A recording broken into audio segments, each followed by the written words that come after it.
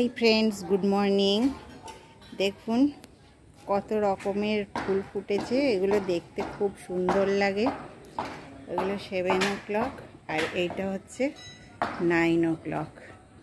এখানে ফুটেছে কটা সাদা, খুবই ভাল লাগে দেখতে, গাছ ভর্তি হয়ে হয়ে ফুল ফোটে। আর এটা হচ্ছে বোতাম ফুল। বোতাম ফুলের গাছ এবারে বেশি হয়নি।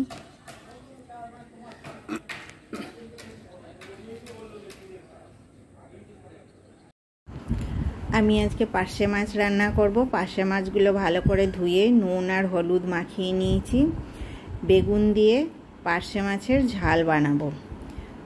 লাগবে কালো জিরে আর পেঁয়াজ, এবারে আর টমেটো আর কিছুটা রসুন আমি থেঁতো করে নিয়েছি। কড়াইয়ে সর্ষের তেল দিয়ে দিয়েছি। রান্নাটা সর্ষের তেলে হবে। ভালো করে তেলটা গরম করতে হবে যতক্ষণ না ধোঁয়া উঠবে। তারপরে মাছগুলো ভেজে নেব আমি। মাছগুলো ভাজা হয়ে গেছে, এবারে আমি বেগুনগুলো ভেজে নেব। বেগুনগুলো বেশ লাল লাল করে ভেজে তুলে নিতে হবে। বেগুনগুলো ভেজে তুলে নিলাম আমি।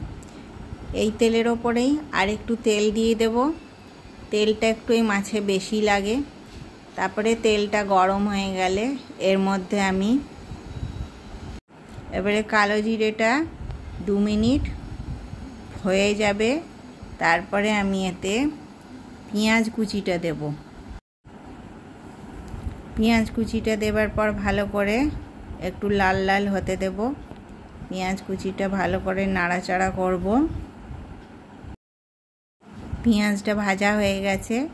এর মধ্যে আমি জিরে, ধনে, গোলমরিচ আর লঙ্কা আর হলুদ সব একসঙ্গে জলে গুলে রেখেছিলাম, তারপরে দিয়ে দিলাম।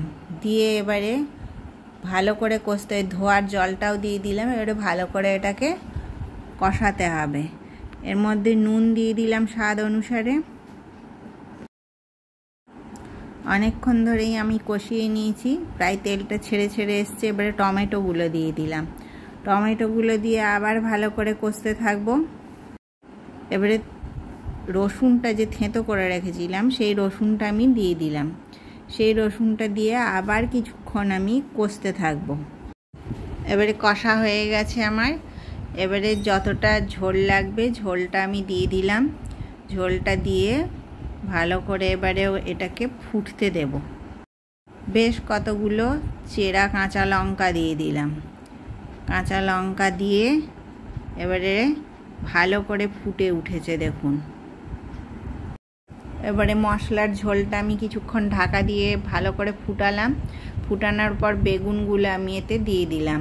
বেগুন দেওয়ার পর মাছগুলোও আমি সব সাজিয়ে দিলাম। মাছগুলো সাজিয়ে দিয়ে আবার আমি এটাকে ঢাকা দিয়ে দেব। এবারে ঢাকাটা খুলে দেখব। মাছটা দেখুন কত সুন্দর হয়ে গেছে, একটু গামাখা মতন।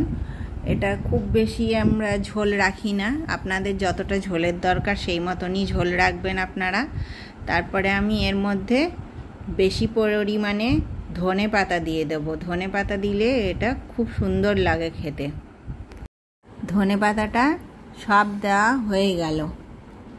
এবারে এত সুন্দর এর মধ্যে সেন্ট আসবে ধনে পাতা দিয়ে দিলে।